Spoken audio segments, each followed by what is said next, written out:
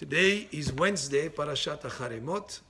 We've been going through the Seder steps, the steps of the Seder night, one by one. We've explained from Kadesh, Urchas, all the way to Nirtzah. And then yesterday we mentioned that at the end of the Seder we chant and sing certain songs that are meaningful, but on the surface of them it could be just a story. One of them is Gadya.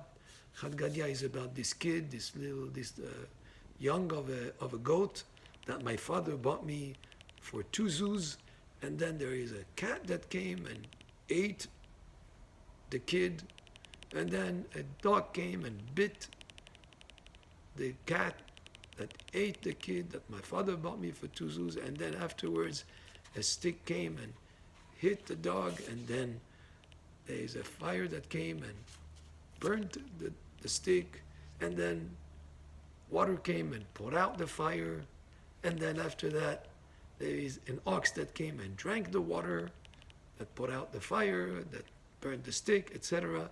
And then afterwards there is a slaughterer came and slaughtered the ox, and then the angel of death came and killed the slaughterer, and then Kadosh Baruch Hu came, Hashem came and killed the angel of death who killed the slaughterer, who slaughtered the ox, that drank the water, that the water put out the fire, that the fire burned the stick, that the stick hit the dog, that the dog bit the cat, and the cat ate the kid that my father bought me for 2 zuz. So it's a story. But I'd like to share with you today an explanation of what this is speaking about from a book that was written, the manuscript of the Haggadah, written by hand by Rabbi Yosef Messas, who was a rabbi in Morocco, and then he moved to Israel. He was the chief rabbi of Haifa, and he had wrote in handwriting, he wrote the whole Haggadah, and with an explanation and commentary. And I'd like to share with you today the commentary on what is Chad Gadya speaking about. So Chad Gadya, this small little baby of a goat, is actually speaking about Am Yisrael, the Jewish people. That my father, who is Hashem, bought for me with 2 zuz. What is 2 zuz in Hebrew has to do with zaz. Zaz is a movement that Hashem moved twice, sort of like him and not through an angel, in the exodus from Egypt at the last plague of the Makad Bechorot, that Hashem was present there to take us out from Egypt. And then the second time was at the parting of the Red Sea. So the little kid of the goat is actually Am Yisrael. And then what happens afterwards? There is a cat that came and ate the kid. Well, the cat is representative of Paro, because a cat is not like other domesticated animals.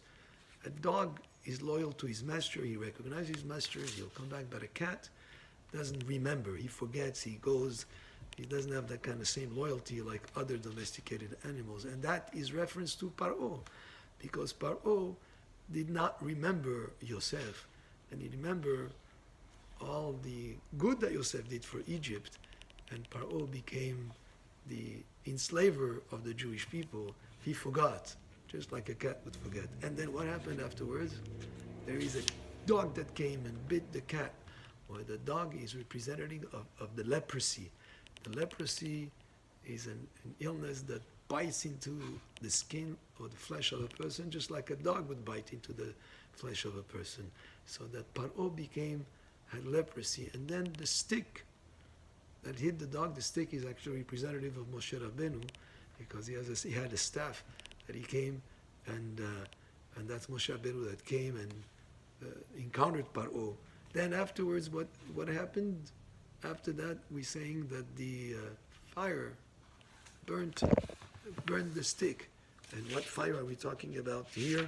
The fire that burned the stick is reference to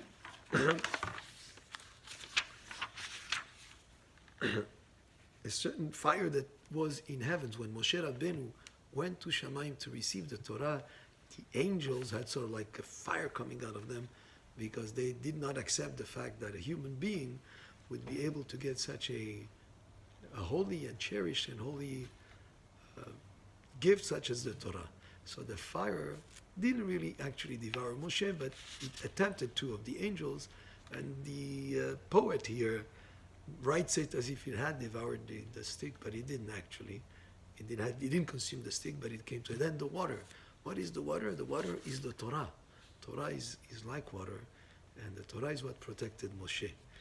And then after what happened, there is an ox that came and drank that water. Where the ox is the golden calf that the Jewish people made in the desert. That's what sort of like caused the tablets of the Torah to be broken, as if the ox drank the water, which is the water is the Torah. The ox is actually the golden calf that caused the tablets to be broken. And then afterwards, what happened? There is a slaughterer that came and slaughtered the ox. Well, that's Moshe Rabbeinu.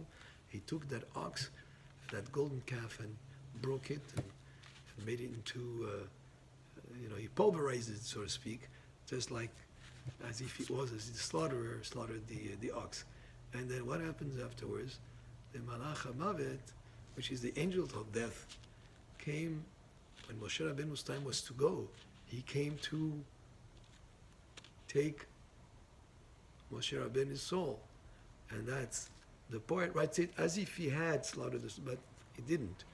He was just come towards him. And then Moshe Rabbeinu, according to the Midrash, used this staff on which was written the name of Hashem, and he chased away the angel of death. And